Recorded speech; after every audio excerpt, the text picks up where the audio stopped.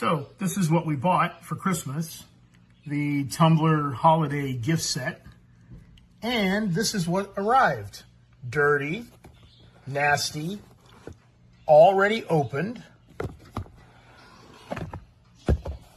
a completely used, damaged, destroyed tumbler set that wasn't even near the set that we asked for, paid for, ordered. And Tumbler's customer service is about as disgusting as what they sent.